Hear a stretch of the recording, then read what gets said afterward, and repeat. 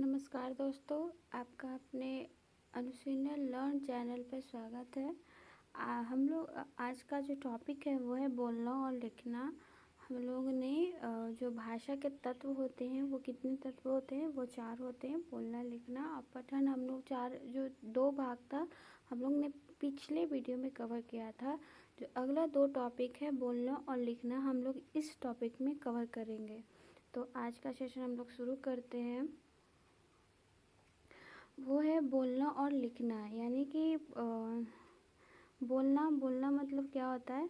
जब आप किसी चीज़ के लिए बोलते हैं, वैसे तो आप लोग सभी जानते हैं कि बोलना और लिखना किसे कहते हैं, लेकिन जब हम बीएड के पार्ट में आते हैं तो हम बोलना और लिखना अलग ही इसका मतलब हो जाता है।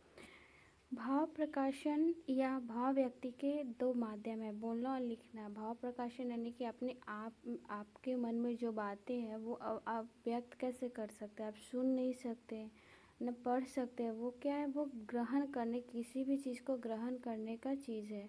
और ये बोलना लिखना है अपने आप में जो आपके अंदर जो भाव है वो उसको उसके द्वारा व्यक्त कर सकते हैं। तो भाव प्रकाशन या भाव व्यक्ति के 2 माध्यम है, बोलना और लिखना। मनुष्य बोल या लिख कर अपने आंतरिक भावों या विचारों को प्रकट करता है। यानी कैसे अपने भावों को और विचारों को प्रकट करता है, बोलकर या लिखकर। ये 2 ही माध्यम ऐसे हैं जो जिसमें व्यक्ति अपने भाव को प्रकट करता है। भाव व्यक्ति ही वह गुण है जिससे मानव अपनी भावनाओं, तर्क या चिंतन को दूसरों के समक्ष रखता है। भाव व्यक्ति मतलब अपने भाव, आपके अंदर क्या चल रहा है, आप किसी के प्रति आप क्या सोच रहे हैं। जैसे एक दोस्त है, वो दोस्त आपका अच्छा है तो आप अच्छे अच्छे बातें अपने मन में रखोगे, तो वो आपका भाव, वो बोलकर अगर व्यक्त करते हो तो वो भाव व्यक्ति हो जाता है। तो तर्क चिंतन को दूसरे के समक्ष हम लोग वही तर्क करना मन में, उसके बाद क्या करते हैं, समक्ष रखते हैं। बोलना क्या हो जाएगा। पहला जो है वो हमारा है बोलना। यह भाषण कौशल का तृतीय सोपान यानी थर्ड जो पार्ट है वो क्या है, बोलना। सोपान हमारा क्या है, बोलना। भाषा शिक्षण वह महत्वपूर्ण उद्देश्य होता है कि बालक वार्तालाप, भाषण, प्रवचन। भाषा शिक्षण वह महत्वपूर्ण उद्देश्य होता है जब भाषा शिक्षण में बोलना बहुत ही महत्वपूर्ण माना जाता है, क्योंकि जब को किसी भी शिक्षण में मतलब वो अपने भाव को व्यक्त नहीं करेगा, कैसे व्यक्त करेगा, बोलकर। तो वो ये स्टेप जो है बहुत इम्पोर्टेंट है। बालक वार्तालाप, भाषण, प्रवचन, कैसे कैसे अपने भाव को प्रकट करेगा। वार्तालाप यानी कि बातचीत, भाषण द्वारा भी हम लोग अपने बातों को व्यक्त करते हैं। प्रवचन, वाद विवाद, डिस्कशन, जैसे इंग्लिश में डिस्कशन इसे कहते हैं।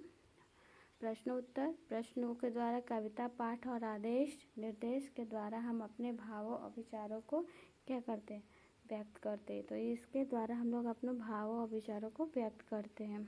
और उसके बाद है विभिन्न विषयों का वार्तालाप। और भी स्टेप जो है, विभिन्न विषयों का वार्तालाप होगा, चित्र होगा, कहानी होगा, अभिनय एवं, देखिए चित्र से भी हम लोग क्या करते हैं, अपने भाव या विचार को व्यक्त करते हैं। कहानी के द्वारा भी भाव विचारों को व्यक्त करते हैं।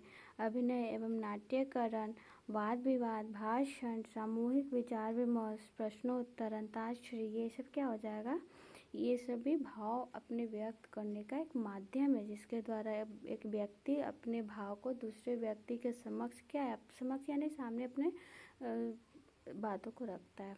जैसे कि एग्जाम्पल के तौर पे आप एक स्टूडेंट हैं, अगर आपको किसी क्वेश्चन में दिक्कत है तो आप या फिर वो टीचर आपको पढ़ा रहा है और वो कुछ और उत्तर दे रहा है, आप कुछ और उत्तर जान रहे हो, आप डर से आप उनके सामने नहीं बोलते। जब उठकर आप उनसे बात करते तो आपने क्या किया, उस टाइम अपने भाव को व्यक्त किया कि नहीं सर, ये क्वेश्चन का आंसर ऐसे होगा और ऐसे होना चाहिए। तो वो भाव व्यक्ति, वो भी एक प्रकार के भाव व्यक्ति हैं। और हम लोग ने कैसे किया, बोल कर किया, तो ये एक माध्यम हो गया। सेकेंड आपका है वो है लिखना। यह भाव प्रकाशन वो सर्वोत्कृष्ट तथा अंतिम साधन, यानी हम लोग ने 3 पहले देख चुका, ये लास्ट है भाषा के तत्व का। इसके द्वारा छात्र अपने भावों और विचारों को लिखकर व्यक्त करते हैं। यानी हम लोग ने बोल कर तो कर लिया, हम लोग ने सुना, पढ़ा, उसके बाद बोला, उसके बाद लिखना, जैसे चारों स्टेप लगातार चलेंगे। तो ये लिखना क्या है, सर्वोत्कृष्ट है, अंतिम साधन भी है। इसके द्वारा छात्र अपने भावों और विचारों को लिखकर अभिव्यक्त कैसे करता है, अपने लिखकर या फिर विचारों भाव को लिखकर अभिव्यक्त करता है। इसके लिए उन्हें प्रारंभ में लिखने का ढंग, चित्र देखकर वर्णन और शब्दों को पहचाना, यानी कैसे लिखेगा, जब आप वर्ण सीखोगे, शब्द बनाना सीखोगे, वाक्य को सीखोगे, तभी हम लोग क्या करेंगे, लिखना सीखेंगे। उसे अपनी अभ्यास पुस्तिका में लिखना, सुलेख, श्रुतिलेख का अभ्यास करने आदि की शिक्षा दी जानी चाहिए। जैसे देखो, बच्चा जब बालक होता है तो उसे चित्र दिखाकर समझाया जाता है, पहले समझाया जाता है, वो समझ जाता है, उसके बाद क ख ग सीखता है, वर्णमाला सीखता है, वर्णक्रम सीखता है, तो वो धीरे धीरे सीखता है, उसके बाद वो लिखना शुरू करता है। यानी कि लिखना इज़ मोस्ट इम्पॉर्टेंट थिंग है, और साधन भी, सर्वोत्कृष्ट साधन भी है। और जब तक वो बच्चा खुद से शब्द बनाना नहीं जानेगा, वो और भी चीज़, सुलेख, श्रुतिलेख का अभ्यास जितना करेगा बालक, उतना अपने विचारों को लिखकर उतना ही अच्छी तरह से व्यक्त करेगा।